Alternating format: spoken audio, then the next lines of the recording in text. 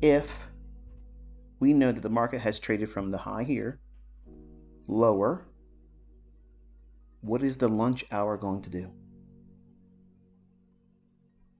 It's going to run on what? Buy stops. So buy stops during the morning session, where would they most likely be? Well, you have this here, but we don't have a whole lot of interest in something so shallow like that. Also, what did I tell you to look for throughout the entirety of the week?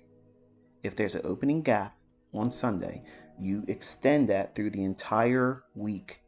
So, are we interested in just running these here? No. What high is between the gap that's formed on Friday's close and Sunday's opening? This high here. So 41.46. That's the morning high. Why? Why am I going to pick that? Because it has to do with that weekly gap opening. The market's going to want to do what? It's going to want to draw back into that. So, who's making money right now at this time of looking at the chart right here? Who's making money? Shorts.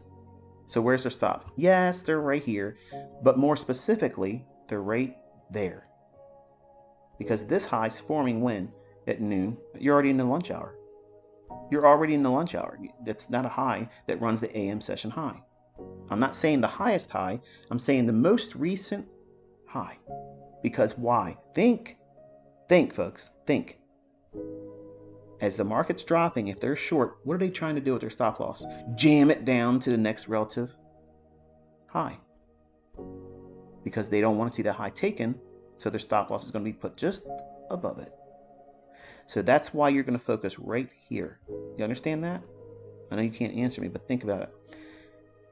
When you're looking at price, you have to think about who's in that trade.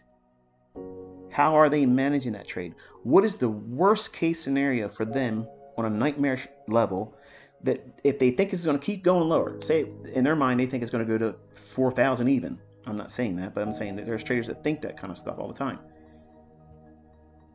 They don't want to see their high taken out. Even though they have their stop loss there, they don't think that's going to happen. Well, ring in the lunch hour. Here's the noon hour beginning. That's that short-term high. I said we're not interested in that. We're looking at that high here. So this high has AM session buy stops. So between noon and 1 o'clock in the afternoon, all this movement here, this is a high resistance liquidity run too. It's a lot of roller coaster ups and downs, ups and downs. And where does it go?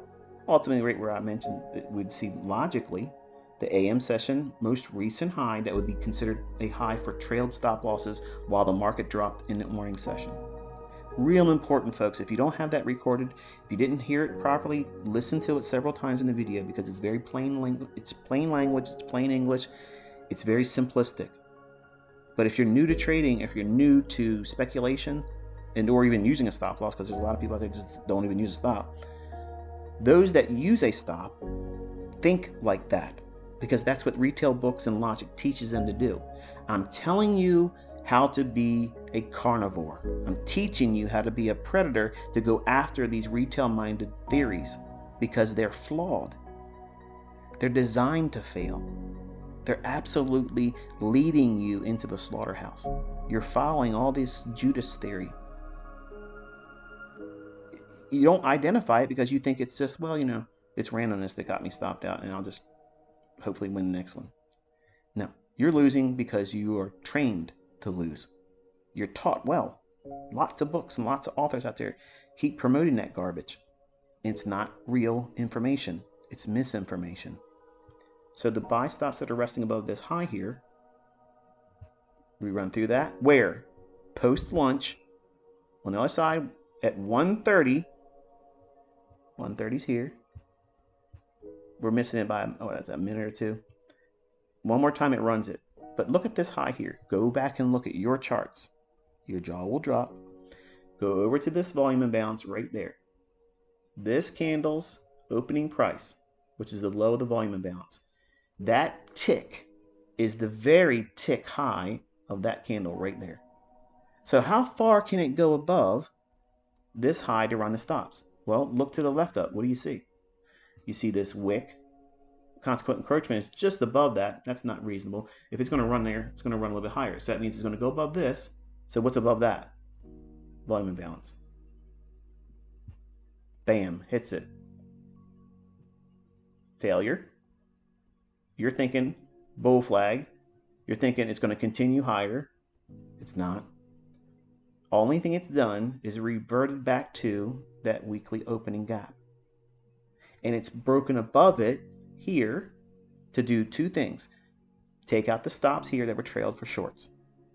And induce new buyers that think of that opening gap as a breakout. So now we've done what? We went below it. So now if we can get back above that opening gap for the week, large funds will come in and they'll buy that. So they're doing what? Buying on a stop. They're buying with the expectation it's going to continue higher. All the way down into here, cleaning up all this inefficiency. We have sell side below here, here, here, and stacked heavily at the AM session low. Small little fair value gap in here. Mean between the high and the low. So the middle part of that is a consequent encroachment level. Trades right up into it here. Beautiful delivery. Fair value gap. High to low. We're in a premium. Think about that dividing of the range. From this high to that low as it's retracing, we're in a deep retracement. I don't need an indicator to tell me that's overbought. Do you? Do you need to plot a Fibonacci on this high to that low to see that we're not already in a premium? Your eyes have been trained to it by now. So the only thing you're using Fibonacci's for is to find out the exact price for the mean threshold of an order block or consequent encroachment of an imbalance or project targets. That's the only reason why I touch a Fibonacci. That's the only reason why. This is optimal trade industry. This is OTE. That's the flagship pattern of my channel until I guess the 2022 model was given to you last year.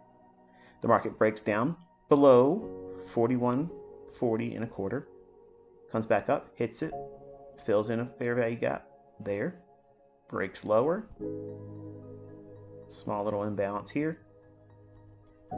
Incidentally, this is your homework also. This wick right here, and we're looking at a 1 minute chart. So this wick right here between 4:15 and 4:30, that wick, find out what that consequent encroachment level is on that, the midpoint of that wick. Extend it through this fair value gap and you'll get the very tick high of this candle right before it drops down. Yep, that's one of my favorite pet entries. I love that one. I love it.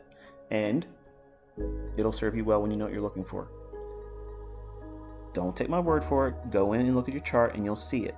It's perfect. It's a perfect to the tick delivery on that candle, and then suddenly it delivers. Goes lower, trades back up into old order flow here.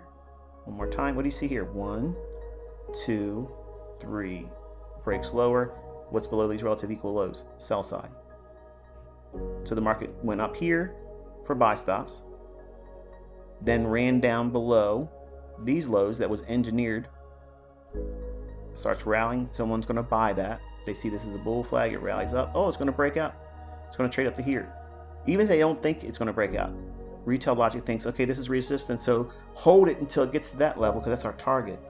They're not thinking trade up and through it. They're thinking it's going to go back up here. It's got room to still rally. No, it doesn't. We're stalling here, turning, then attacking the sell side that was engineered with these runs higher. Buyers are going to have their sell stop below that, which is convenient for the smart money that's selling to the old buy stops here. They have a net short position. Smart money's net short here. They add here. They take some off here. Rallies back up, fills in an inefficiency. This high here falls just one tick short of consequent encroachment here. Don't take my word for it. Go into your charts and you'll see it. Trades below these relative equal lows. What's below that? Sell stops. Why? Because the market rallied up. Somebody's going to chase it.